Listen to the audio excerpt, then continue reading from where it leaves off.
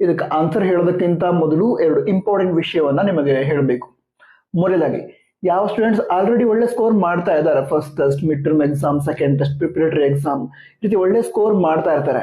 ಅವ್ರು ಹೆಚ್ಚಿನದಾಗಿ ಏನ್ ಮಾಡ್ತಾರೆ ಅಂತ ಹೇಳಿದ್ರೆ, ಎಕ್ಸಾಮ್ಗಿಂತ ಮೊದಲು, ಬೋರ್ಡ್ ಎಕ್ಸಾಮ್ಗಿಂತ ಮೊದಲು, ಓಕೆ ನನ್ನ ಸ್ಕೋರ್ ಚೆನ್ನಾಗಿ ಆಲ್ರೆಡಿ ಆಗ್ತಾ ಇದೆ ಅಂತ ಎಕ್ಸಾಮ್ ತುಂಬಾ ಹತ್ರದಲ್ಲಿದ್ದಾಗ ತುಂಬಾ ಚೆನ್ನಾಗಿ ಪ್ರಿಪೇರ್ ಆಗಲ್ಲ, ಅಂದ್ರೆ ಪ್ರಿಪರೇಷನ್ ಮಾಡೋದು, ಯಾಕಂದ್ರೆ ಆಲ್ರೆಡಿ ಸ್ಕೋರ್ ಆಗಿದೆ ಅನ್ನೋ ಕಾನ್ಫಿಡೆನ್ಸ್ ಅಲ್ಲಿ. ಆ ರೀತಿ ಮಾಡೋದಕ್ಕೆ ಹೋಗ್ಬೇಡಿ. ಎಲ್ಲಿವರೆಗೆ ನಿಮ್ಮ ಎಕ್ಸಾಮ್ ಆಗಲ್ವೋ ಅಲ್ಲಿವರೆಗೆ ನಿಮ್ಮ ಪ್ರಿಪರೇಷನ್ ಆಗ್ತಾನೆ ಇರಬೇಕು. ಅಂದ್ರೆ ಓಕೆ ಒಳ್ಳೆ ಸ್ಕೋರ್ ಆಗಿದೆ, ಇದಕ್ಕಿಂತ 1 or 2 ಮಾರ್ಕ್ಸ್ ಆದ್ರೂ ಹೇಗೆ ಇಂಪ್ರೂವ್ ಆಗುತ್ತೆ, ಯಾವ್ದ್ರ ಮೇಲೆ ನಾವು ವರ್ಕ್ ಮಾಡಬೇಕು, ಇದು ಗಮನದಲ್ಲಿ ಇರಲಿ.